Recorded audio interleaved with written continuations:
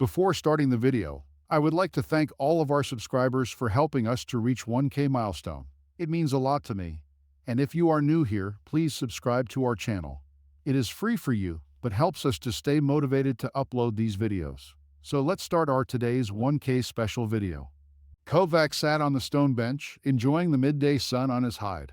Hot days like this helped him feel just a little younger than his 100 cycles. He looked up at the statue that never failed to move him. He remembers the day it was erected 60 cycles ago. The excited chattering of the next class drifted down the hall to him. This was his favorite part of the history class he taught. To most, it was just history, something that happened before their time. But to him, it was still alive in both his hearts. "Come in and take a seat," hatchlings, raising his voice to be heard over the noise 30 hatchlings could make. Kovak sometimes got irritated by how difficult it could be to quiet 30 students who were barely 10 cycles old. But then he remembered his childhood and how difficult it was. He preferred the happy chatter of the hatchlings over the fear and hopelessness when he was their age. "Quiet down," hatchlings, looking sternly at them. "So, for today's lesson, I brought you to one of our people's most sacred monuments." He began to stroll to the statue before pointing at it. "Who can tell me what this statue depicts?" Kornak, picking a student from the back row. Kornak stood. "It's a human, honored elder." Kovak nodded in approval. "Very good, Kornak. You may be seated." "And who can tell me about the humans?" His arms clasped behind his back as he turned to look at them. Rudgedock. Rudgedock rose and confidently stated, "They are aliens, but my sire calls them just a myth, a legend." Kovak looked out at the other students. "How many of you agree that humans are a myth?" Almost every claw shot up. Kovak shook his head and thought to himself, less than 90 cycles for real events to become a myth. "That is incorrect, Rudgedock. Your sire is quite wrong," turning to look up with reverence. "I was there when the humans appeared to us, saved us." An excited buzz coursed through the class. Several students asked questions at the same time. "Really? Were humans as tall as the statue? Where are they now? Did you meet any?" Kovak held up a claw to quiet them. "Yes, I was there when the humans came." He took a moment to gather his thoughts.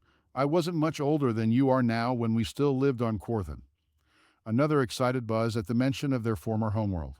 The young grew up on tales of life before they had to leave the planet. To the young, it was so long ago that they forgot some Q-Hexians were still alive from that time. Kovak stood in front of them. There was no Q-Hexian republic then, and we'd only recently left our world for the stars. We'd established a few colonies on our moons, but couldn't even explore our entire system yet. My sire was a member of the ruling council of elders. Kovak still felt proud of his sire. "We sent messages to the stars, wondering if we were alone. We made first contact with the Chimerians, and from them, we learned of many other races. Small groups of aliens came to trade and welcome us to the galactic community, one of which was the humans. Unlike most aliens, they were fair in their dealings with us. It was one of their laws when it came to interacting with those races new to the stars." Kovak continued, "We traded for new technology, including new tools to examine our system and to explore our world. It was one of these new devices that warned us of the danger building inside our second moon, Pitaxurk." As always, a rush of memories came to Kovak when he taught this lesson. "What was the danger?" one of the students exclaimed. Kovak hid a smile as he replied, "I will tell you in a moment, be patient." Pressure was building to an extremely high level, and there was concern it would endanger our science outpost there. Kovak took a breath. "We didn't think big enough that it would crack our moon and send chunks of it to our homeworld. At first, our scientists just studied the changes, but things changed once they saw the fault lines beginning to widen. And then the moonquakes became more frequent, more intense. They sent messages to scientists of various races, and they warned us it was just a matter of subcycles before it cracked wide open. And then they told us it would most likely destroy our planet when the huge chunks hit the surface. Our other moon couldn't sustain life. It was just another outpost," Kovak said. Kovak remembered the looks on the faces of the adults, the hushed whispers and discussions about what to do. We were still new to space and had very few ships capable of leaving our system. We needed help if we were to survive. Messages were sent to all the races we'd met.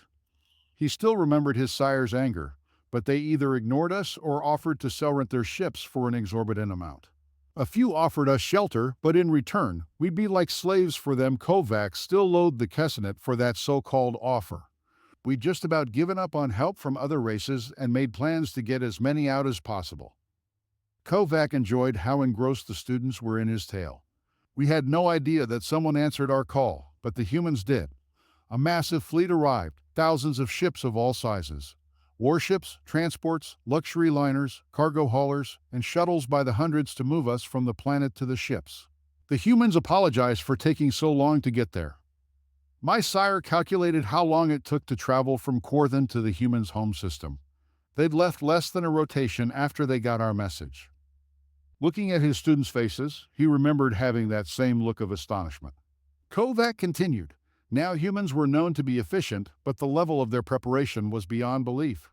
They knew just how many of our people could fit per ship, with our most necessary possessions. Teams of humans worked with our people to dismantle our most important buildings. Temples, factories, space launching facilities, monuments, schools, and others were just torn down for the material. Samples of native flora and as much fauna as they could safely catch were taken aboard explorer ships set up to do just that. Surprisingly, they managed to get samples of almost all flora and large numbers of wild fauna. All the wild animals you see in the parks and wild are from our home planet. It still left Kovak in awe at just how much they did in such a short time. They'd even completely evacuated and removed our outposts on both moons, and extracted large amounts of our resources for our use in rebuilding. Kovak smiled as he teased the students.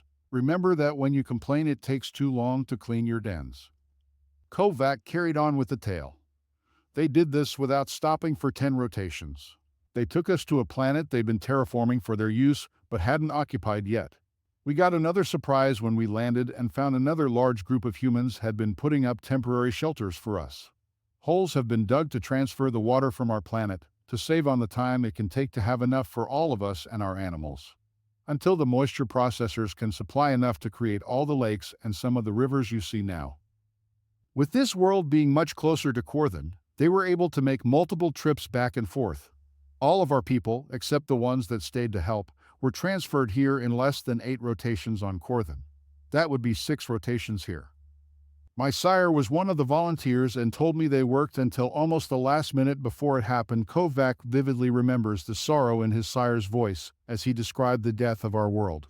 I was with my sire when the Council of Elders met with the humans that had been in charge of the evacuation. Kovak continued. The elders asked how they should repay the humans for their help, and one of them made a joke. He said, "It was traditional to repay someone with pizza and beer when they help you move." We were confused, but all the humans laughed at that. Kovak followed up by explaining it was a joke. They asked for nothing but our friendship and to not be like the races that refused or tried to take advantage of us. Humans stayed 2 cycles to help us get our civilization in order again. Cities were built, flora planted, and then wild fauna released. Kovak said. They even helped us establish and build a fleet of our ships. Not just military, but civilian and exploration vessels. Our warships are only slightly modified from the designs the humans gave us. Kovak finished with, humans are real, and we owe them a great debt. The students began talking excitingly about the lessons before one student raised a claw. Yes, he talked. Kovak was sure what the question would be. They always asked eventually. Honored Elder, if the humans are real then, why haven't we seen them? Hedok queried. They were betrayed, Kovak stated simply. Many of his students gave an audible gasp at this statement. Several students spoke out with questions that all amounted to the same thing: who betrayed them and how. That will be fully explained at a later date, but to summarize. Kovak took a sip from the container of water, where he kept it on his belt. 29 cycles after we arrived on this world, a new race entered our galaxy. They were almost as malevolent as they were powerful, and they announced their arrival by destroying 8 colonies from various races, Kovak said. The only reply they gave to calls sent to them was simply, submit or die. But that was a lie. Kovak took another sip. He always needed fluids by the end of the lessons from all the talking. He continued, a Barithian colony surrendered to them, and they still destroyed it. They enslaved some of the people, but they exterminated others in horrific manners. An object lesson, they said. The humans were furious, the Barithians were a peaceful people and not very numerous, Kovak said. I asked one why they reacted that way, and he replied, "We don't like bullies, especially when they target our friends." So the humans called for war against the new race. We didn't even know their name. Kovak shook his head in disgust. The Great Council argued over it. Some assumed they would only attack the lesser races and leave them alone. Others wanted to keep trying the diplomatic route. Others agreed, but would only protect their space. Ourselves and over a half dozen smaller races answered the humans' call, but we could only muster 60 real warships between us. Where the human ambassador had raged at the more powerful races, he warmly welcomed us to join the effort. The only one of the most powerful races, the Kithranka, promised support, but being on the other side of the galaxy, it would take some time to get a fleet to human space. It was at this point that the human ambassador shamed the rest of the council by saying they didn't need them, they'd just be in the way, and promptly exited the chambers with us joining him. Kovak kept on with the story. The Kithranka ambassador barely said anything before he nodded at us and left to contact his Govt. The human ambassador thanked us for being loyal friends and got us in contact with their fleet command. Another student raised a claw. Then what, did we fight? Kovak proudly replied, "Yes, we did. I was serving on one of our cruisers and made sure I got to go help our friends." The humans only requested 5 ships from each of us. They didn't want us defenseless. So we joined with the humans' armada. It was far larger than the one that saved us, and it was all warships. I was told there were over 100,000 ships of various sizes, from massive carriers to small starfighters. But the enemy brought more and bigger ships. Images of the chaos of battle filled Kovak's head before he continued. The humans had us in reserve to counter their flank attack. I'd never even heard of a battle this massive, let alone seen. Kovak's heart began beating faster as he remembered the terror and exhilaration of the fight. The humans drove straight into the center of the enemy's formation. It was so chaotic that it was almost impossible to tell friend from foe. Another student spoke up, "But what about you and our ships?" Kovak continued, "We did as asked and attacked any ships that got around the flanks, mostly fighters and destroyers, but we did have to gang up on a large cruiser too." And after 3-4 of a rotation, the battle was over. Kovak looked at each student. Only a few of the enemy escaped and none of their capital ships. But the humans paid a very heavy price for victory. 80% of their fleet was destroyed, and the rest heavily damaged. All but a dozen capital ships were floating wrecks. Our little squad only lost 3 ships destroyed, with the rest damaged in one way or the other. The human casualties were in the millions. Dead, wounded, or missing. Kovak looked at the scars on his right arm from an exploding console after a massive hit. And the next 2 rotations were spent rescuing survivors from wrecks and sending wounded to hospitals all over their space, including our wounded. Unlike other races, the humans didn't differentiate in treating their wounded and their allies. Kovak continued, "Aside from the Zathreks, we went to the same hospitals as their wounded. The Zathreks could only go on a special hospital ship that would take them home since their biology made it difficult to treat in a standard human med facility. But the humans treated them as a priority to get home." A small Kithranka fleet arrived a rotation after the battle. Only 25 smaller ships that had been on convoy duty were much closer than the home fleets. They were sent ahead of the others. "Is that how they were betrayed? That the others didn't show up?" a student named Polka asked. "No, the enemy did not take their defeat lightly, and they launched antimatter torpedoes into the stars of systems inhabited by human colonies. Even the humans' home system was targeted and their cradle world was destroyed." Kovak replied, unable to keep the sadness from his voice. "The betrayal came from one of the races on the council, either scared of the enemy or angry at the humans that relayed the location of all the humans' major colonies." Another student, Zenajic, asked, "Who did that?" Kovak answered, "We don't know. But since the location of one of the destroyed human military bases was known only to less than a dozen races, someone gave it up." "So that killed all the humans?" Kovak didn't see which student asked. "No. Less than 1 million humans survived, on a few minor colonies and stations." Kovak continued. "They spent the next 10 cycles rebuilding their military and constructing 5 massive motherships. The humans wanted revenge, and they were going to find the enemy's space and finish what they started." Kovak took another sip. "And so all but a few humans left this galaxy to take war to the enemy. The ones that stayed all died eventually, so we built this statue to remember them and their friendship with us." Kovak finished. And now, my inquisitive little hatchlings, the lesson is over and it's time to go home. It was just days after the destruction of Earth and her many colonies and outposts. The cataclysm, as it became known, had nearly extinguished humanity's spark from the universe. Billions and billions died, but some survived, less than 1 million souls, grieving the loss of their friends, their families, their homes, their species, and Earth. Billions of years of the evolution of life were destroyed in hours. 99% of Earth's flora and fauna were gone forever. Even those seated on the colony worlds were exterminated. So the call went out, and the last vestiges of humanity gathered on one of the few worlds to escape destruction. Only escaping destruction because it was in the last stages of terraforming. Expeditions were sent to retrieve pieces of Earth and the other destroyed colonies, a memorial for the dead and a promise of revenge.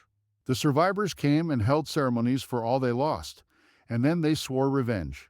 They swore to track down the enemy and teach them their mistake. The mistake of not completely exterminating humanity. They left some alive and filled them with a terrible thirst for revenge, one that could only be sated by the extermination of the enemy. The enemy left more than 150,000 wrecks after their defeat. It took years to gather it all, examine it, and disassemble ships for study. Never before had humans been so focused on a task. They salvaged everything from the battlefield, Terran and alien. All but a few of mankind's remaining outposts were dismantled. The broken remnants of both fleets were scrapped and used in the construction of the 5 massive motherships, and in rebuilding the human navy. It was a tremendous undertaking to construct the biggest starships in this galaxy. Examining, deciphering, and reverse engineering the enemy's tech had advanced humanity's technical knowledge by leaps and bounds. Examining the enemy bodies revealed them to be genetically engineered clones. They averaged 2 meters in height and 135 kg in weight, with 4 arms, 2 of which ended in hands of 4 fingers and 2 thumbs. The other ended in a nasty set of claws. Their 4 eyes were set above a muzzle that held an impressive number of sharp fangs. Auditory openings were located on the neck, and the olfactory were under the jaw. Their cranium was thick with a small crest down the middle. They were bipedal with legs that bent backward like a horse. Their feet ended in 6 toes with talons that were curved in such a way as to rip the target's flesh off when kicked. Their body was covered in multiple plates of a black, chitinous form of armor. The navigational data gave them descriptions of tens of thousands of stars and millions of planets, moons, and other astral phenomena. It allowed them to locate the wormhole that connected the Milky Way to the Andromeda Galaxy. It showed the locations of several more. But the most coveted information had not been found yet, the location of the enemy's home or their name. So the humans just called them the Wraith. The name was taken from a fictional evil alien race in a 21st century TV show. The information gleaned from their ships and equipment allowed the humans to completely revamp their starship design. New pilot neural interfaces allowed smaller crews per ship. The reduction in crew space left more room for armor, weapons, or sensors. Humanity's centuries of fascination with the sci-fi genre was invaluable. It inspired new ideas to explore the limits of what they knew. The limited numbers of humans meant not only did quality need to outweigh quantity, but everything created needed to maximize the potential of individual humans. Books, short stories, games, movies, TV shows, and even animation inspired new ideas.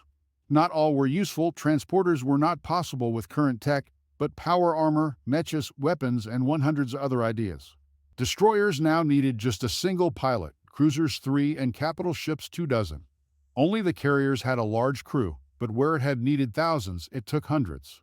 The combining of human and Wraith technology allowed for ships faster, tougher, and far more deadly than what the Wraith encountered in the Milky Way. For 10 long years, humans worked tirelessly mining materials for their great ships. Food was grown and preserved in millions of tons, until finally they were ready. The Revenge, the Vengeance, the Reckoning, the Retribution, and the Avenger were fit for launch. 10 km long, 6 km wide, and 3 km tall. Each ship could hold 10 times the number of humans still alive. From a race that numbered in the tens of billions to now just over 1 million men, women, and children. Giant facilities turned out the weapons humanity needed, from small arms to mechas to warships. Docking ports allowed the capital ships to ride the motherships like remoras to a massive shark. Massive hangars held fighters, destroyers, and cruisers. In a matter of moments, a fleet of 5 could become a fleet of 5,000. Thousands of weapon systems dotted the hulls, from standard railguns and missile batteries to massive plasma cannons that could devastate a planet, and everything in between. It was then that humanity left the galaxy of their birth and began the Great Hunt. From this moment on, there were only two options left: victory or death. Aboard his flagship, Revenge, Admiral Tanaka stood over the tech's shoulder as the fleet entered a new system. It was his ritual to look and to think, let this be the one. For 30 long years, the humans prowled the stars in search of their prey. And for 30 long years, they'd only found signs of their activities, but not them. Dead worlds, planets split into hundreds of floating rocks, or the remains of extinct civilizations. They'd stop and explore the last, looking for signs of their foe.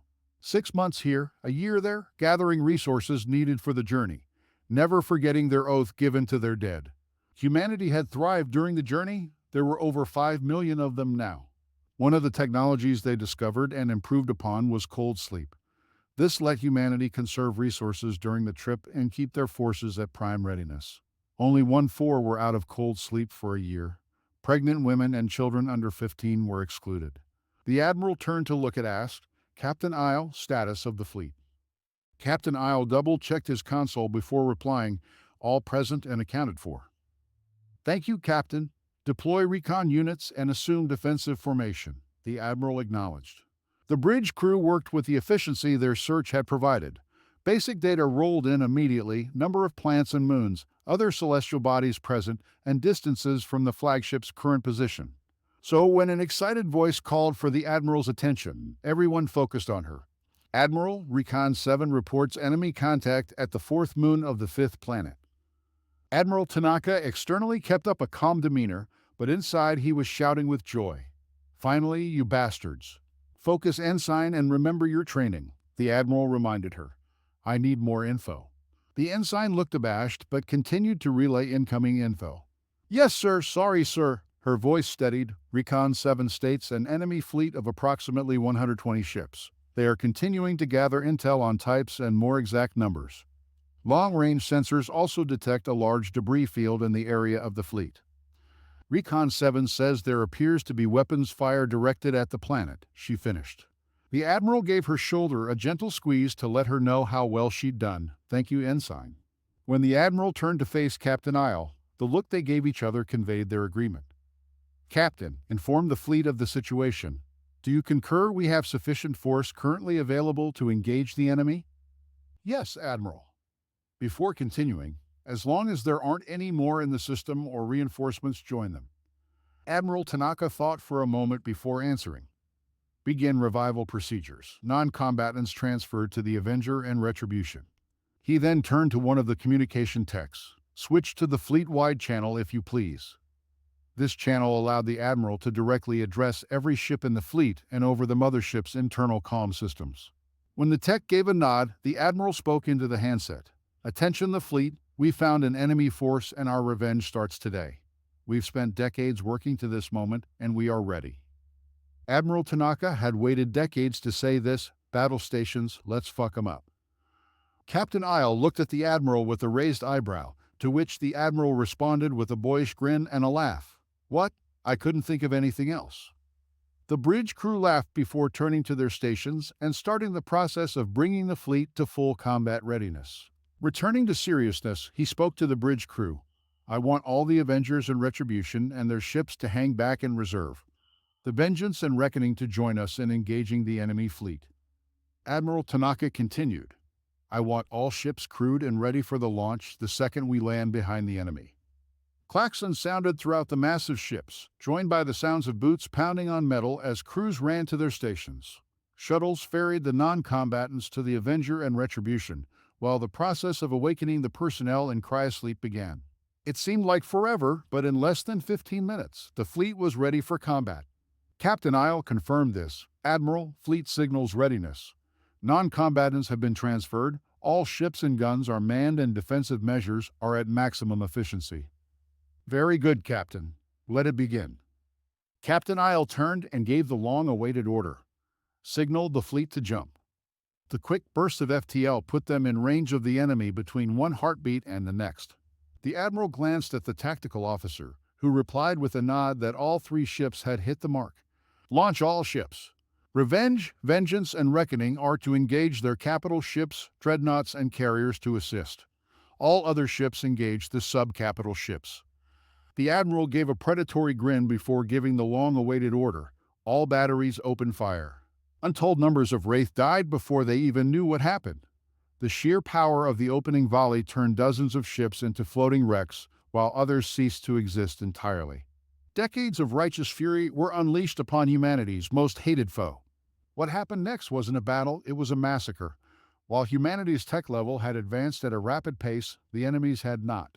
Terran weapons tore through armor and shields with minimal trouble, but Wraith return fire caused limited damage.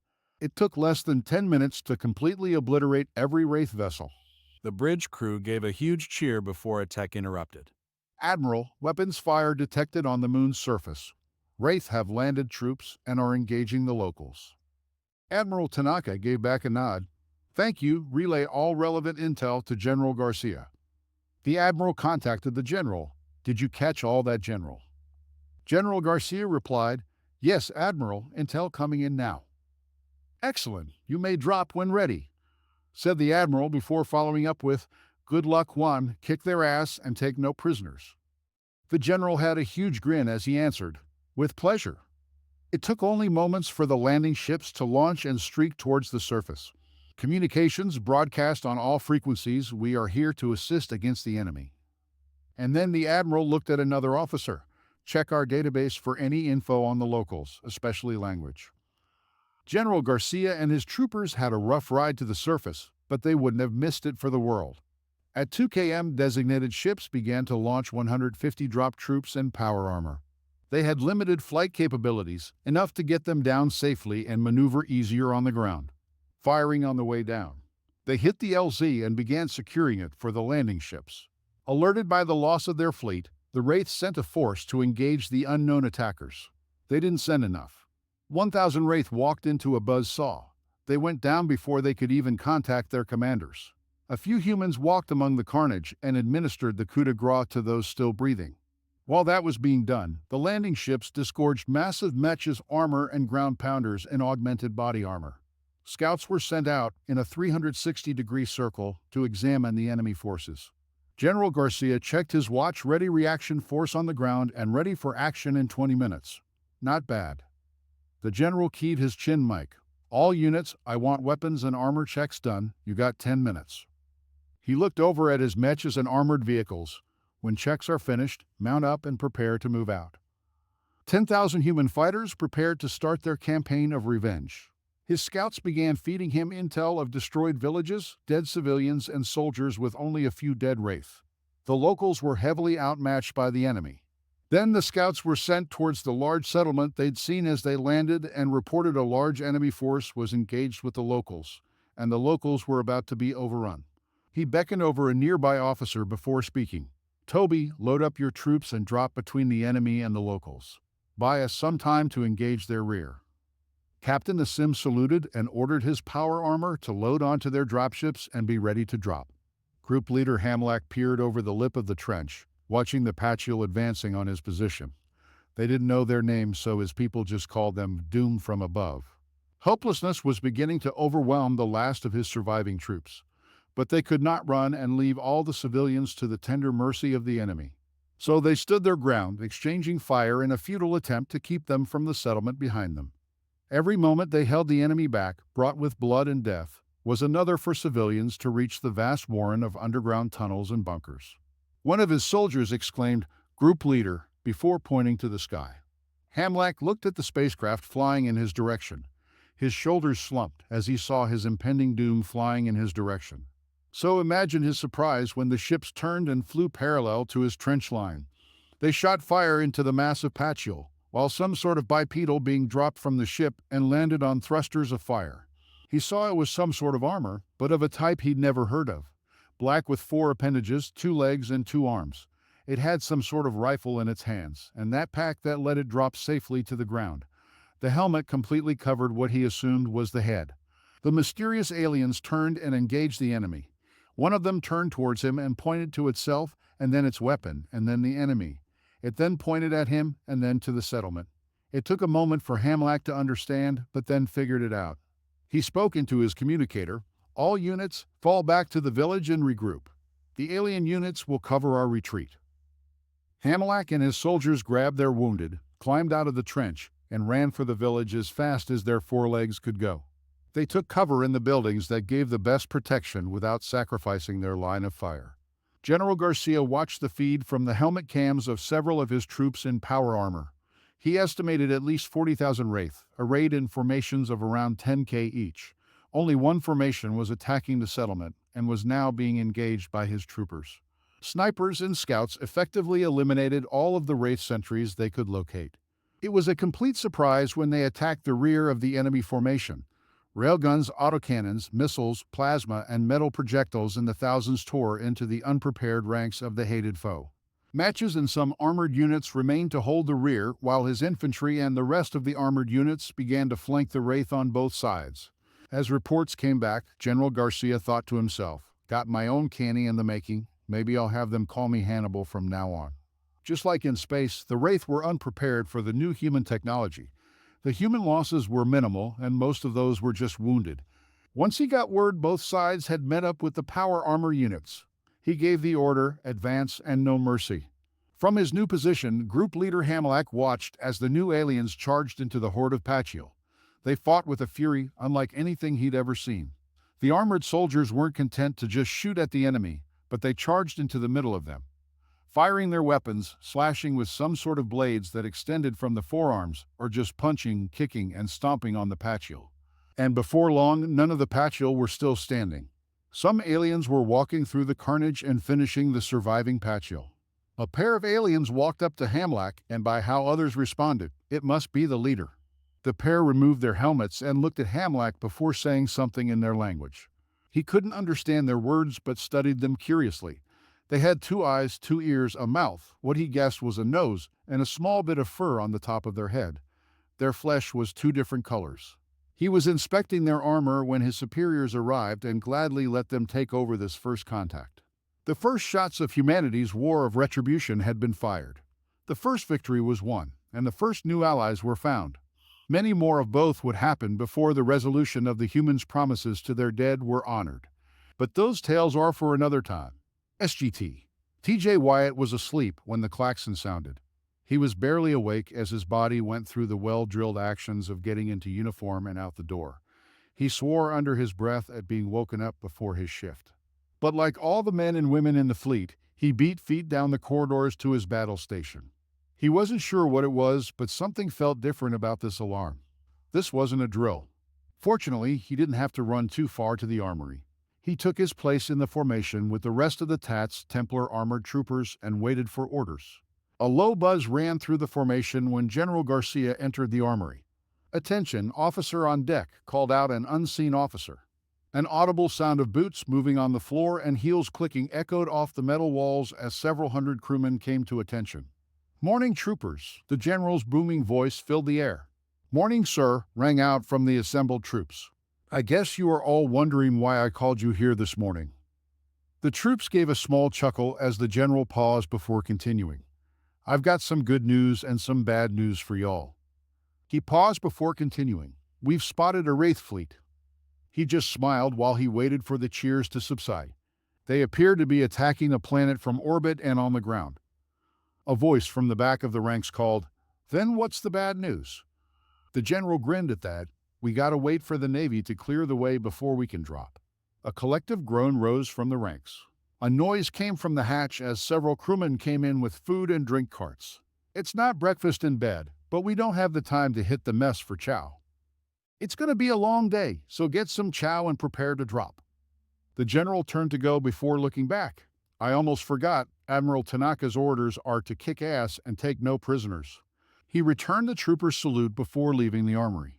An officer called out "dismissed," and the armory became a flurry of activity. The sound of excited voices rang in the air. "SGT," Wyatt said to himself, "about fucking time." He'd been 12 when the Wraith destroyed the Sol system. His entire family died there, except him and his grandparents. They were terraformers, and he was spending 3 months with them while school was on break. He wanted to be a terraformer like them, so his parents and grandparents thought it was a good idea for him to see what it was like before picking that path. It was early in the terraforming process, so there wasn't much to draw the Wraith's attention. He stopped wanting to be a terraformer that day. He volunteered for the new military academy at 15. He graduated and trained on the first generation of power armor. He was 22 when the fleet left on its mission of revenge. It was always odd to realize he was 52 chronologically, but with 2 cycles of cryosleep, he was physically closer to 30. SGT. Wyatt began inspecting his suit, making sure it was combat ready. He assisted the armorer with loading the autocannons, checking each round as they did. It was his ass if a bad round jammed the gun or worse, exploded in the barrel. He did the same with the mini-missiles in the shoulder pods. He'd have to wait to check the forearm blade. He needed to be inside to extend the blades. After watching the crew fill up his oxygen and fuel tanks, he went to suit up. He held up his identity tags, aka dog tags, and touched them to his lips. They were made from a lightweight alloy with his name, ID number, and blood type. All the usual things except the small plastic bubble with a tiny dark object in it. It was a piece of material from the humans' destroyed homes. First-generation survivors had a piece of their former homeworlds. Anyone born after received a piece from a mix of all remains. In his case, SGT. Wyatt had a piece of the Earth. Besides memories, it was all he had left as a reminder of the family lost at its destruction. He put on the jumpsuit with special sensors that allowed the pilot to operate the power armor like a second skin. As he stepped into the legs, a crew member double-checked his legs lined up correctly before adding the front piece and completely enclosing his legs. He felt the lining of the legs being expanded to encase his lower body. It provided both protection from rattling around in the armor, and also connected sensors in his suit to the power armor. The same was done with the torso and then the arms. Last was the helmet lined with more sensors that allowed him to operate systems with a thought. Powering the armor up, the Kevlar and titanium polymer activated to bind the torso armor to the extremities in a tough but flexible seal. SGT. Wyatt ran through the checklist of all the systems and movements. Checked the targeting mechanism of the autocannon in his left arm, and a launch system check of the mini-missile pods in the shoulder. He extended the blade in his right arm to let a crewman check it. Once he got the thumbs up, he withdrew the blade and grabbed his plasma rifle. After double-checking his rifle, he stomped over to form up by his dropship. 150 Templar Mk. 3 power armor troopers lined up in front of their dropships. They were in the most advanced power armor the humans had ever created.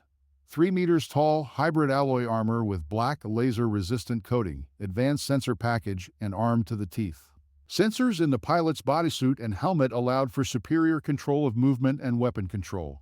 HUD inside the helmet allowed the pilot to bring up limited radar, targeting systems for missiles, targeting sights for autocannons and rifles, ammo count, and advanced optics system that allowed visuals beyond normal eyesight.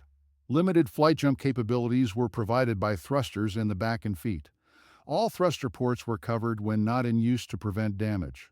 Frequent updates were given on the fleet action until the word came to load up. The TATs loaded into 5 dropships, 30 per ship, and they would proceed to the LZ and secure it for the rest of the ground forces. First in, last out was the unofficial motto of the Templar Armored Troopers. Their jump flight capability allowed them to enter and exit the battlefield without a dropship needing to land. After making sure his squad was aboard and secured in place SGT, Wyatt gave a quick nod to the platoon SGT that they were ready. He then took his place next to the door. His squad was jumping first. The 5 dropships left their hangars and dove for the planet. SOP was to get the troops on the ground as fast as possible. The TAT pilots liked to mess with the rookie TATs by telling them landing safely was optional. TAT pilots were considered crazy by other pilots in the fleet, but you want them slightly crazy. Being the first ships into a planet's atmosphere also meant you were the only targets for a few moments.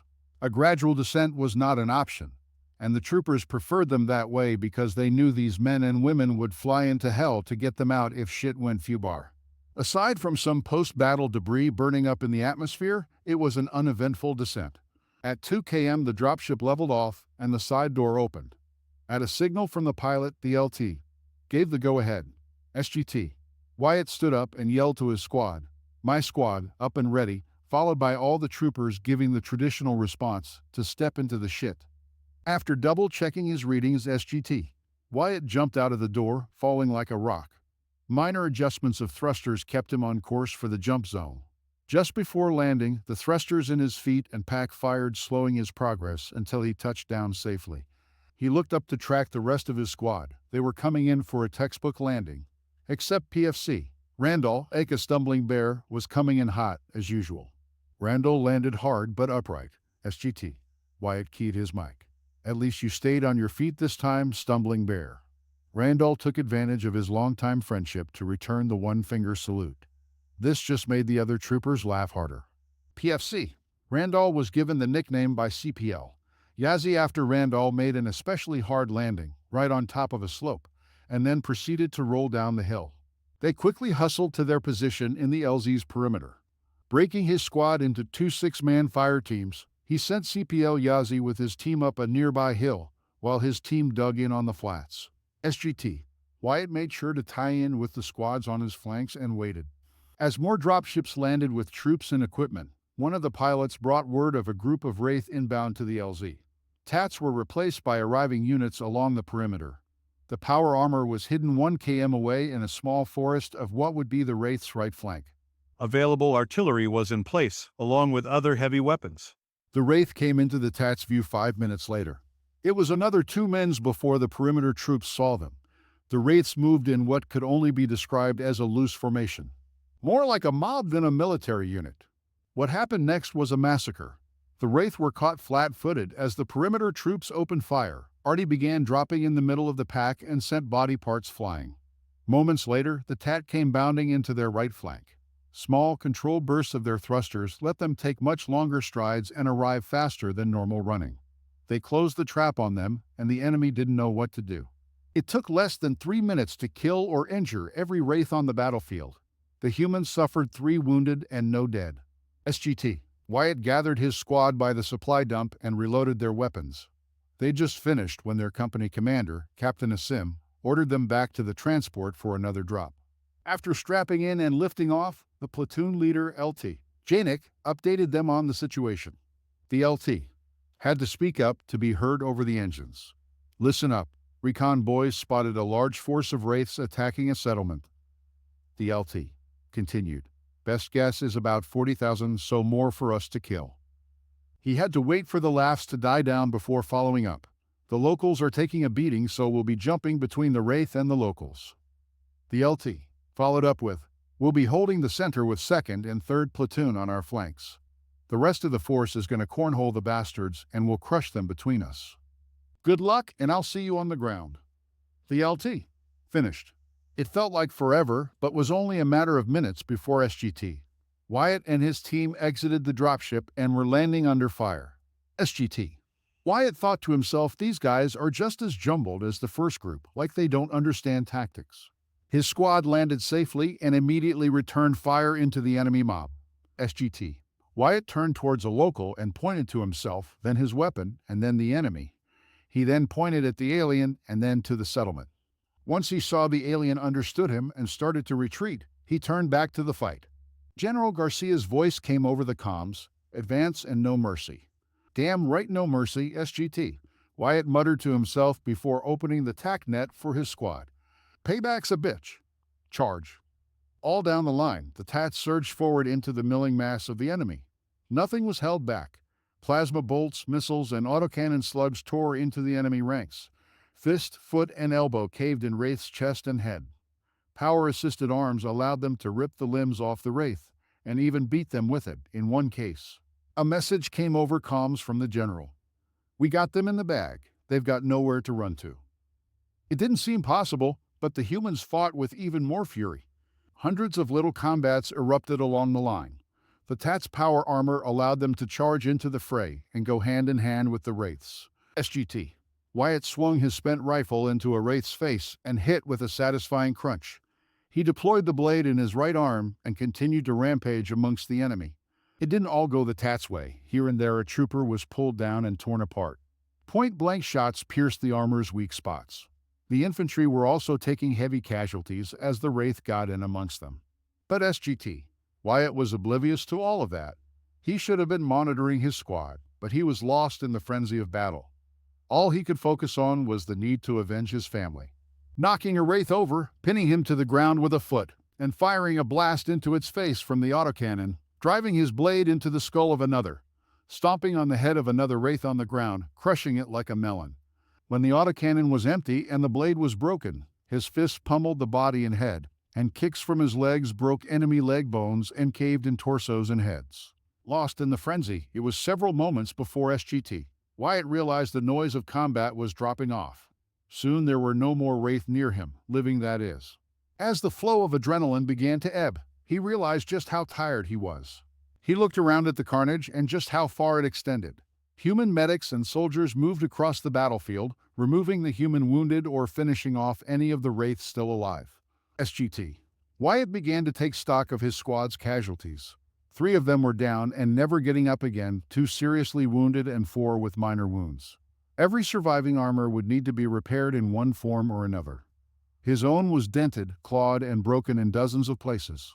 The cost was high, with 762 dead and 90 wounded, but the first victory on the ground was achieved.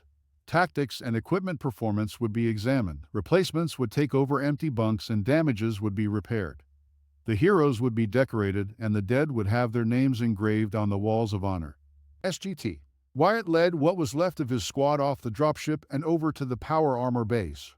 The ground crew got him out of his armor, and he finally got a good view of the damage it suffered. It looked like hell, but had kept him safe. His heart was heavy when he saw the empty bays and thought of comrades lost. But he knew this wouldn't be the last time that he'd have to look at bays left empty by combat. Sort of a teaser for the conclusion of the main story, thinking about adding a few more side stories from the view of individual humans and aliens. Humanity's war of retribution had raged for 15 years since the first engagement over the Isset homeworld. 15 years of blood, tears, sacrifice, and death on an unimaginable scale. 15 years of meeting new races, making new allies, and strengthening those bonds on the battlefields of hundreds of planets and countless sections in the blackness of space. 15 years of driving the Wraith off numerous worlds and colonies. 15 years of liberating billions of lives from under the yoke of the Wraith. 15 years of scouring the galaxy for the Wraith and eradicating any they found. And now the coalition formed during those 15 years stood on the Wraith's final bastion. The home system of their creators. The ones that created them to fight their wars and conquer new territories, only to see those same weapons turn on them and exterminate them. Only a handful escaped to tell the tale. The end of the war was finally in sight, but between that end and the mass of coalition forces were billions of Wraith in space above, and on the ground of a dozen worlds and moons.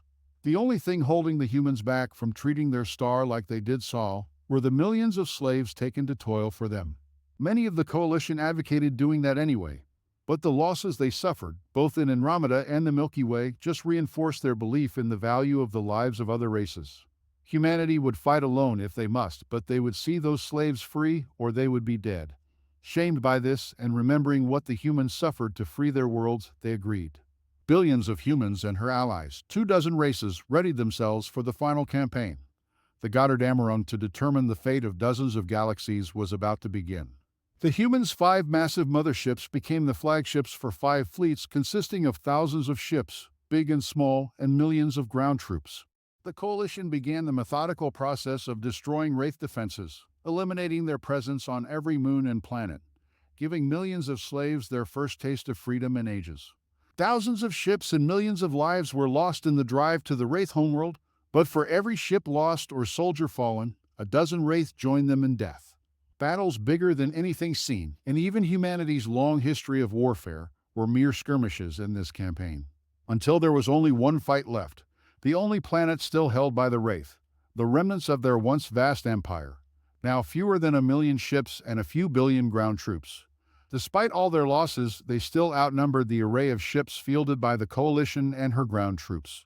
Time and time again, humanity's superior weapons, armor, and training overcame the Wraith's numbers. The thirst for revenge for all that had been done to the humans and their allies allowed them to overcome the Wraith's almost impassive attitude to warfare. But now their back was against the wall. There was nowhere to run, and their enemy would not spare them. Would that make them fight that much harder? Aboard the human flagship Revenge, the leaders of the coalition militaries held their final briefing before the battle. Admiral Tanaka stood before a huge monitor, showing the plan of attack. The Wraith had spread their fleet out and surrounded the planet. Admiral Tanaka said while pointing to the orbital map. The Coalition War Council has elected to focus on less than one hemisphere. Tanaka continued, 2nd Fleet would cover the eastern flank, 3rd the western, 4th the northern, and 5th the southern flanks, pointing to each one as he said them. First Fleet will punch a hole through the defenders and allow the transports to land troops, circling the fleet with the pointer. And our Alkian friends, nodding his head toward their admiral, will deploy several small decoy fleets on the other side of the planet to keep those ships from reinforcing the others. They'll be using all those lovely tricks of theirs to confuse the Wraith sensors with just how many ships are there. Tanaka followed up. The Achaean admiral's predatory look showed just how eager he was to confound and embarrass that part of the Wraith fleet. It would be the greatest trick ever played in galactic history. Tanaka then pointed to a group of 3 males and a female sitting together before speaking. Generals Garcia, Hamelak, Zithical, and Field Commander Kesidal, each nodding their head as their name was called, will lead the ground forces and hit these 4 targets, once again using the pointer to identify them. Admiral Tanaka finished up. It's been a long road, my friends, but it's time to finish it. Report to your forces and may fortune favor us. Alarms sounded throughout the fleet. Aliens and humans ran to their battle stations. Batteries of missiles rose into place along the hulls of the flagships. Railguns, lasers, and plasma weapons were primed and fighters were launched. The Armada assumes formation and prepares to unleash a violent death on the Wraith. The transports fell behind the accelerating ships and waited for their chance to unleash their lethal cargo. Admiral Tanaka sent a message to the fleet with only one word: begin. This story is set in the final battle for the Wraith homeworld. Riding trails of fire. LT. Yerim Tazi walked around her Black Widow starfighter, waiting for the balloon to go up. She ran a hand over its smooth surface. She looked for any flaws that might be fatal in space combat. On the other side, her crew chief did the same, and then they'd switch to double-check. She admired the sleek deadliness of the design. Just over 18 m long and 5 m tall, armed with 4 autocannons firing armor-piercing rounds, and 2 missile launchers along the underside of the spacecraft. She's powered by 2 engines mounted in the rear and multiple navigational thrusters all over the craft to allow supreme mobility in space and 360-degree spin without losing speed or direction. After the checks were done and her crew chief agreed with her assessment, it was ready for combat. After settling into the cockpit, she began the check of the instruments, sensors, HUD, oxygen hookups to her flight suit, and alignment of the sensors in her helmet. She signaled her readiness and the ground crew loaded her bird into one of Revenge's 120 launch tubes.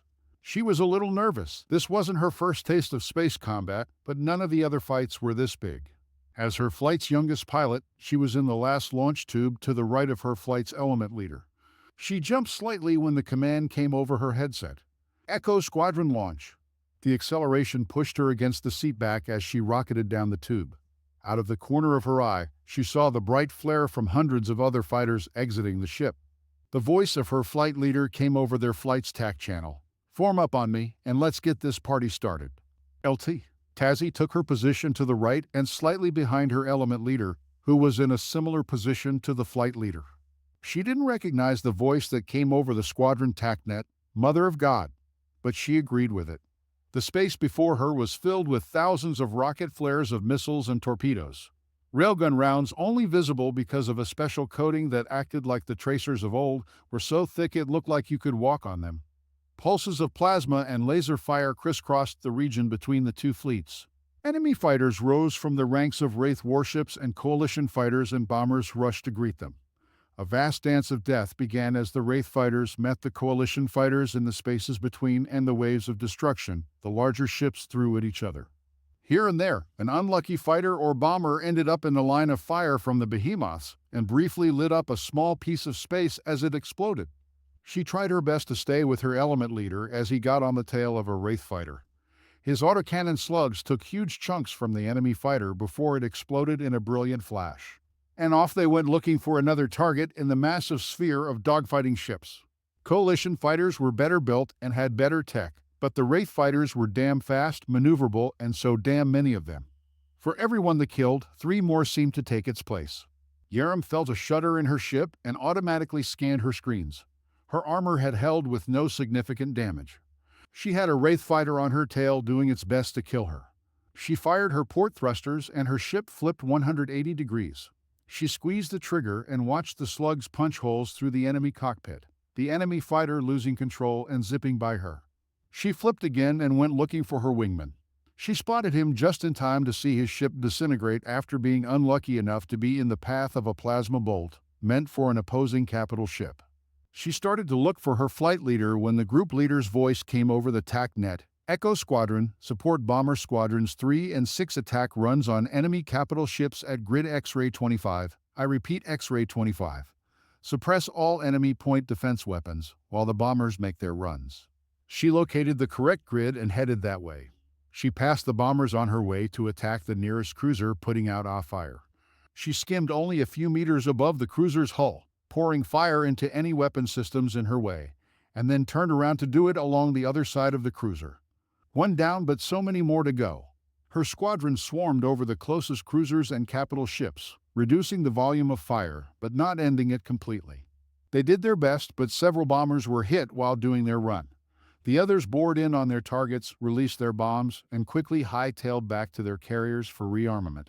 Urim watched as the bombs hit their targets, but instead of exploding, they released a sticky molecular acid to eat through the hull. Urim returned to the Revenge after seeing how low her fuel and ammunition were. There was wreckage everywhere, chunks of metal and bodies hanging in space. She landed in the assigned hangar and waited for the ground crew to get her out of the cockpit. She ordered more fuel and ammo restocked before taking care of personal business and then reporting to the CAG. She made her report and was given her new orders. While not as massive as the human motherships, the enemy flagship was still twice the size of Wraith capital ships. Despite heavy damage, it was still operational and extremely dangerous. Its main batteries were devastating coalition capital ships and damaging the mothership. So the Admiral elected to send 100 heavily armed Marines to board it and destroy it from the inside. She was to join a dozen other fighters and escort the breaching pods against the Wraith flagship. After launching, Urim linked up with the 4 breaching pods and their escorts. Navigating the gap between the forces had become more complicated with all the wreckage from Wraith and Coalition ships floating around. But it also gave the little convoy some cover until they were almost to the flagship. As soon as they left the debris field, the fighters accelerated and began suppressing enemy defense batteries in the breaching pod's path. Urim was so intent on watching the pod attached to the flagship's hull and begin boarding procedures that she never knew the Wraith fighter was there. A half-dozen shots blew holes in her ship. She had just a moment to berate herself and then felt a moment of pain before her fighter exploded and became another piece of flotsam on the battlefield. Planetside events during the final battle in Part 3. Poor, bloody infantry. LCPL Harker looked at his watch again. Only 1 minute after the last time he checked. He always did this before combat. Check the watch, the rifle, the watch, and the rifle. He looked up and saw Kaglo laughing at his pre-combat routine. Kaglo was his Dulvad battle buddy. They'd been fighting together for months and were the only ones left of their original platoon. They'd been through a lot of shit together these last 9 months. Bexar Roman 12, regular Roman 2, Drexia Prime, and that absolute nightmare battle for the Jexian colony on the third moon of Larina Roman 2. Coalition forces suffered 95% casualties by the time the last of those damn wraiths were down. The ground pounders took 85% of those casualties from the ground combat, which made Harker wake up in a cold sweat on the bad nights. The Jexian factories let the Wraith pump out weapons by the thousands, and even worse, half of those damn factories were underground. They couldn't be wrecked from space or by air support. So it was up to the infantry to root them out with rifles, grenades, swords, and bayonets. The poor, bloody infantry PBIs, as they referred to themselves, carried the day, but the cost was high. Entire companies were wiped out. The 4324th was massacred when they assaulted a factory complex under the capital city. 12,000 troopers went in and none came out. Alive anyways. It took the Ghoul's grave registration 2 weeks to connect all the remains from the tunnels and buildings, and another 6 months to collect and identify everything they had. The Wraith tore them apart literally. The close quarters meant they were practically on top of you before you even realized that. The 4325th gave as good as they got, though.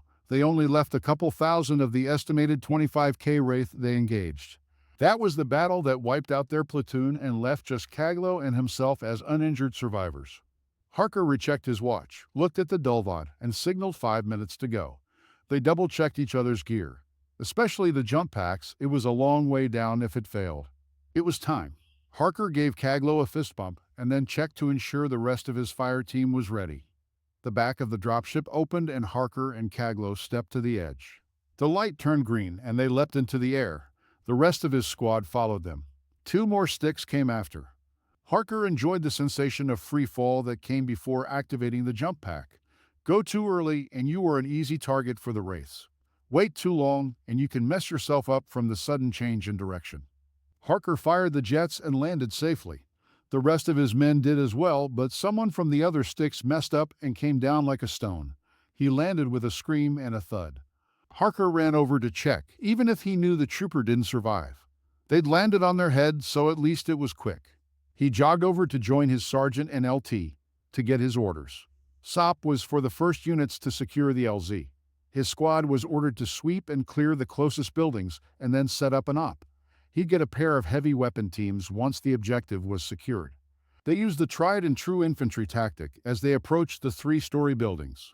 Caglo rushed his fire team forward 10 meters, while Harker's team covered them. And then Caglo's went to ground to provide cover as Harker's group rushed past them and dropped at 10 meters. They did this to the buildings.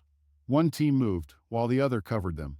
It was slow progress, but safer with a possible strong point ahead. Upon reaching the buildings, they began to sweep them, but found nothing. Even the thermals showed it was clear. Harker had his team take up defensive positions, while he sent a runner to notify command the building was secure. While they waited, they began to improve the fortifications with materials taken from another nearby building. Squad-level railguns covered the front with interlocking fields of fire, mortar pits were dug behind the buildings, and walls around windows were strengthened with sandbags and extra layers of material. 45 minutes later, other units had moved up and secured a perimeter around what was now the command post, and call flag gave a briefing on the next stage of the operation. Beside her was a Rassi dressed in rags and covered in bruises and scars. Call flag began. Words come down that all drop troops made their LZS and were good to go with the next stage. She moved aside to show a map of the city on the wall. Objectives were marked on it as known locations of enemy troops. The colonel gestured to the Rassi. This is Jelka, and he's been here for 7 years now. According to him, there are many other slaves that live inside the cities. He's also told us the Wraith are there in force and have been preparing for the invasion for weeks now. Call flag continued. Our orders are to drive the Wraith out of the city, minimize civilian casualties, and secure it. This won't be easy. Mechs, artillery, TATs, and even air support are of extremely limited use in this environment. It's a shit job, but the Admiral knows who to call for that. The poor, bloody infantry, shouted the troopers, taking a sort of pride in getting the dirtiest and nastiest jobs to do. And doing it or die trying. Dismissed, she said, returning the soldiers' salute. It had been 3 hours since they began the assault, and they were barely a block in. All hell had broken loose when coalition troopers entered the city. LCPL Harker and his squad were engaged in a firefight with a group of Wraith in a 4-story building ahead of them. Harker was trying to make himself as small a target as possible while trying to pinpoint that damn pulse laser emplacement. Miller's squad had been caught in the open when it fired on them. He had to leave 7 dead when he pulled out, so now it was Harker's job to take it out. He'd sent Caglo and his fire team into a nearby building to clear it and then distract the gunners until Harker's team could cross the open ground and assault the building. But he still wasn't sure which floor the damn thing was on. A fusillade of coalition projectiles struck several possible locations for the gun. Fuck it. Harker thought before he ran across the street, stooped as low as he could and still run in his armor. He took cover in the doorway while waiting for his team to cross. So far so good, he said to himself. The last of his troopers went down as the pulse laser finally announced itself. Shit, he thought, and then gave orders to his team. They split into pairs and slowly advanced down the hallway, checking each room before moving on. They did this room by room, floor by floor, before finally locating the gun. He listened but couldn't tell how many Wraith were in there. Harker sent 2 troopers to the room directly below them. Once they were in place, Harker's team kicked in the door and fired into the room. The Wraith gunners were caught by surprise but reacted quickly and dove to the floor. The second they hit the floor, a volley of shots pierced the floor from below, shredding the prone Wraith. After determining they were the only ones in the room, he crossed to the window and gave the signal that it was done. He tossed the pulse laser out of the window and had the satisfaction of seeing it break into pieces. The Wraith wouldn't recover that weapon. They finished clearing the building, met up with Caglo's team, and went stalking the next strong point. As they crept along the wall of the next building, Harker reminded himself it could be worse. The Geist were fighting below ground in the tunnels and sewers. A sound from behind a door almost earned a grenade through the window before realizing they were civilians. But before they went, one of them pointed out another Wraith strongpoint. For 3 long days, the Coalition forces fought a vicious close-quarters battle with the Wraith defenders. This allowed the Wraith to use their natural abilities to their fullest, and casualty lists showed that. The Coalition took more casualties from the puncture wounds of claws, talons, and fangs than weapons fire. Wraith claws, talons, and teeth met Coalition bayonets, swords, and other melee weapons. Coalition rifles became secondary to human shotguns and various pistols in the tight confines of urban combat. Block by block, street by street, building by building, floor by floor, and room by room, they battled the stubborn enemy. The Wraith used the lessons learned during years of combat with Coalition forces, and they learned them well. Companies went in and came back as a platoon. Dead and wounded were brought out by the suicidally brave medics. Numerous lives were saved because they were willing to go right to the front line and retrieve the wounded. For 3 days, the fighting raged until the Wraith finally had nowhere to fall back to. They took over a large factory located near the city center and wanted to make the Coalition pay the butcher's bill to drive them out. But that wasn't needed. Thermals and other devices determined there were only Wraith inside, so command called in a bombardment from orbit. Once that was done, the infantry rushed the ruins and finished off any survivors before they could recover. One city down, dozens to go. LCPL Harker sat with his helmet off and his back to a wall. His helmet, armor, and weapons were covered in the gore from several species. He looked towards Kaglo, but he wasn't there anymore. He got jumped by 3 Wraiths and managed to kill 2 before the third brought him down. Harker killed the third and then wept as his friend died in his arms. Only 5 members of his squad were still hale. The rest were dead, wounded, or missing. He tried to take solace in the low number of civilian casualties, but it was hard to remember that after his closest friend, his battle buddy, and his brother had joined thousands of others in death. Right now he just wanted out of this armor, some hot food, a shower, and some sleep. Not necessarily in that order. He knew this wasn't done. There were more cities and camps to liberate before it was done. But humanity's final revenge was almost here. Admiral Tanaka surveyed the wreckage of thousands of ships from both sides of the battle. As he watched, rescue ships were scouring the wreckage for survivors. Thousands of capital ships floated dead in space, their hulls cracked open or holed from the barrages thrown at both sides. Many smaller craft were hardly more than a cloud of debris, the frozen bodies of their pilots nearby. The fighting in space was over. The destruction of the enemy flagship threw the Wraith into complete disarray. Any form of organized resistance fell apart and left the Wraith ships easy pickings for the Coalition fleet. The battle on the surface still raged, but Coalition ground forces, assisted by hundreds of thousands of slaves rising against their oppressors, had Wraith ground forces reeling. Coalition warships assisted with the orbital bombing of marked targets. The death throes of the Wraith's once vast empire consumed the lives of millions on both sides, but the campaign was finally over. Admiral Tanaka thought to himself the long campaign of revenge was over. It was time to rebuild the human race. Kovak was sound asleep when the chirp of the communicator woke him. This better be good. He muttered to himself and was surprised to see the Qhexian ambassador to the Great Council. "I'm sorry to disturb your rest, Elder Kovak, but a matter has come up, and your assistance would be greatly appreciated." Kovak listened in stunned silence as the ambassador explained the situation to him. When he had finished, Kovak finally spoke. "Of course, I will dress and meet you in the capital chambers." All across the territory that made up the Grand Council, a single phrase was broadcast on every channel and every screen. It appeared in both Galactic Common and the native languages. It simply said, "We are coming." This is repeated every day in the Grand Council's chambers just after the session was opened. The council members became more agitated by the day. Was a new enemy announcing their arrival? What did it mean? On the 9th day, another message went out on every channel. "We are here." The Grand Council received another message. "Tomorrow is Judgment Day." This phrase sent the council into an uproar. Calls of distress, fear, and fury rang out in the halls in hundreds of voices. Everyone was so agitated that none noticed the handful of delegations that simply sat and watched with their equivalent of little smiles on their faces. Even the normally dour Barretsons seemed highly amused at the chaos. It had been many cycles since Kovak had been in the Grand Council chambers, but he wouldn't miss this for anything. He never thought he'd set foot in these chambers again. He took his seat in the Qhexian delegation's designated area and looked around at the various delegations, seeing the look of fear and worry on their faces. He nodded to the few beings that weren't acting in the same way. Garnick, the long-serving council speaker, brought the noise to a hush with a single tap of the bell-like device on the podium. He spoke the ritual opening. This convocation has now begun. Let all speak as equals and maintain the bonds of peace while inside these hallowed halls.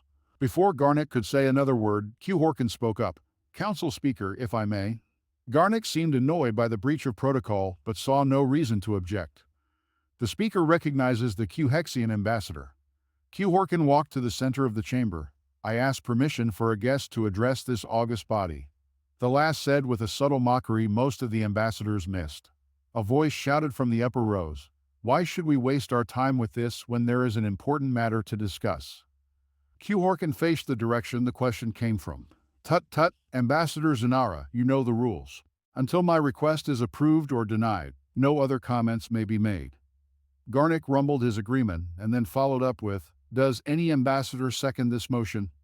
Seconded, came the reply from a half-dozen ambassadors. Q Horkin looked at the speaker, his eyes asking the question. Garnick simply said, Proceed.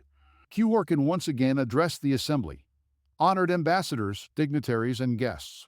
For the last several days, we've received a series of cryptic messages, and we've worried and wondered about them. With a dramatic pause before continuing, the last one indicated today to be Judgment Day. My guest will enlighten us today about the meanings of those messages. With that, he stepped back and indicated the center of the floor with a wave of his arm.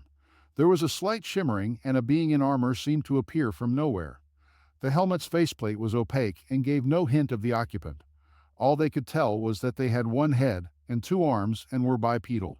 The being reached a hand over to press something on the wrist of the other arm. The armor retracted into several parts of the uniform worn by the strange being. A few astonished gasps erupted from the oldest members of the assembly. Even Garnick was shocked. It can't be, he exclaimed. The being stepped forward. I am President Matilda Becker, of the New Terran Republic and head of the Andromedan Coalition. Looked at the various members of the assembly. The humans have returned to the galaxy of our birth. She paused at the uproar her words elicited and waited until it died down. 50 human years ago, the Wraith, as we call them, attacked members of this Grand Council. Scorn filled her voice as she used the title. We called for war against them to support the weaker races they attacked. This council talked and did nothing. Only 7 governments stood at our side and drove the Wraith from this galaxy. She began to pace as she talked. And what was our reward? She was angry as she answered her question. We were betrayed by a member of this council, and our worlds were destroyed. She practically shouted, Our home, our cradle world, and the rest of the Sol system were obliterated. She reached under her uniform and pulled out some sort of tag on a chain around her neck. This is what we still have of our worlds. Each human ID tag carries a piece of our destroyed worlds as a reminder of what we lost. She stopped and faced a section of the chamber, her voice turned menacing. And a promise to deal with the ones who almost extinguished the spark of the human race. 5 human years ago, we repaid the Wraith for their destruction of our worlds and the genocide against our race. She continued, we made friends and allies in the Andromeda Galaxy who had also suffered at their hands. We formed the coalition and fought the Wraith across hundreds of worlds and vast expanses of space, until we stood on the doorstep of their homeworld. Millions of lives were lost in that final campaign before it was done. The Wraith's empire was liberated, and the few surviving Wraith were exiled to a small moon. They will never be allowed to leave it. She looked up as she spoke. We learned many new things and found new technology to improve the lives of all the members of the coalition. My armor is just a small part of those improvements. She then looked directly at one delegation as she said, and we learned who betrayed us. The chamber once again broke out in a cacophony of noises from hundreds of sources. President Becker called out, Ambassador Sin Amana of the Brath. Looking directly at the Brath delegation. Will you join me on the chamber's floor? Every eye turned to look at the Brath ambassador. They all saw the same shimmer as before, and 4 humans were revealed to be standing behind them. The wild-eyed Brath looked for a way to escape, but the 4 humans prevented that. They picked him up and marched him to the floor. They weren't particularly cruel in their handling of the ambassador, but neither were they respectful of his position. Once the ambassador was brought before her, the Terran president nodded to her troopers, and they released the ambassador, who immediately slumped to the floor. President Becker towered over the Brath ambassador. Sin Amana of the Brath, your people stand accused of providing information to the Wraith that led to the destruction of hundreds of human colonies and billions of human lives. Sin Amana looked up and pleaded, I wasn't even born when this happened. I'm innocent, true. But it was the Brath government that did, and you are a member of that government, she said, her voice thick with anger. She took a round device from a pouch on her belt and tossed it on the floor. It projected a huge 3D image of a planet. Do you recognize this world, Ambassador? She asked. It's Brath, he replied. The image changed to a security feed from one of the Brath warships in orbit. Do you recognize the Brath eye at the bridge of this cruiser? It's my son. Please don't hurt him, he begged. She pushed another button, speak to him. The ambassador looked confused. How? She indicated the image. It was obvious something was happening on the ship as techs furiously worked on their consoles, and his son was visibly confused. Badra, it is your father. He tentatively spoke, not believing it would work. The image of his son started looking around for the source before replying. Father, where are you? I am in the Grand Council chambers. The president cut the ambassador off. Tell him something is going to happen and to not do anything stupid. Sin Amana spoke to his son and relayed the message. She nodded at one of the guards, and from behind the helmet, a voice simply said, now. The image split to show the planet and the cruiser's bridge at the same time. Hundreds and then thousands of specks of lights appeared above the globe, and some were seen through the cruiser's viewscreen. Each speck grew until it flashed, and in its place was a ship. Thousands of ships were suddenly there. You could see the startled look on Sin Amana's son as this happened. He was just starting to give some orders when the president opened the link again. Tell him to stop what he is doing and radio their fleet to stand down. Despite his misgivings, the ambassador passed the message on and convinced his son to give the orders. Excellent, Ambassador, you are doing great, President Becker said, with a hint of condescension in her voice. She turned to address the assembly. Esteemed ambassadors, I wish to introduce you to a small portion of the coalition's war fleet. She paused for dramatic effect before continuing. They just jumped in directly from Andromeda. At this pronouncement, the chambers erupted into shouts and insults, calling her a liar and worse. She held up her hand for quiet, but it took Speaker Garnick practically smashing the bell-like device to quiet them down. I say this not to brag, but as a warning. Calling in reinforcements would be a very bad idea. She began to walk around the floor again, focusing their attention on her movements. As for those that called me a liar, I would ask some friends to verify the claim. She dramatically swept her arm towards the delegations of her longtime friends and allies. Before revealing ourselves for this session, we made contact with our old allies from the fight against the Wraith. She smiled warmly at the Q-Hexian delegation, whose ties with humanity ran very deep. And representatives of their governments were invited to visit our new homeworld and also testify to our ability to travel with such speed. She looked around the chambers before saying, My friends, if you would be so kind as to verify my claims. With that, the delegations from the Q-Hexian, Kithranka, Barithians, Zathrex, Galians, Malachitsan, and Exrixians stood up and confirmed the humans' claim. While some might have been willing to call out the smaller races as being puppets of the humans, no one would ever call out the Kithranka as liars. They've been known to rip off the offenders' appendages and beat them to death with it. Part of joining the Grand Council as a new ambassador was being specifically warned about it and watching the footage of a massive shulker learning that lesson the hard way. Despite being twice his size, the Kithrankan ambassador ripped off the shulker ambassador's tail and nearly killed him with it. Only its vast size and pleading from the speaker kept it from dying. Now where were we? She said, tapping her finger against her chin as if she was thinking. It was obvious to Kovak that she was enjoying herself immensely. Our betrayal at the hands of the Brath. Staring directly at the ambassador, she looked at one of her guards, an unspoken question passing between them. At his nod, she turned to the globe and changed the image. It showed a large room, decorated with priceless gems and metals. Ambassador Sin Amana, do you recognize this room? She asked. He tore his eyes away from her predatory gaze with a distinct effort. It's the Brathai throne room, he replied, confusion and fear showing on his face. President Becker nodded to her aide again, who gave a barely audible command over his comms. Now. The view changed as the camera turned to show dozens of Brathai on their knees, human soldiers standing behind them. The camera then panned to the left and showed a Brathi male, gowned in bejeweled robes, kneeling before a pair of humans. Ambassador Sinamana was shocked, but numbly answered when the president ordered him to confirm his identity. That is Emperor Cartharax Roman IV of the Brathai Empire. He turned to look at the human president again. But how, the throne room is the most secure place in the empire. President Becker merely winked and replied, trade secret. She looked around the chamber and raised her voice. Does anyone dispute that our actions are permitted under Grand Council law? No one objected.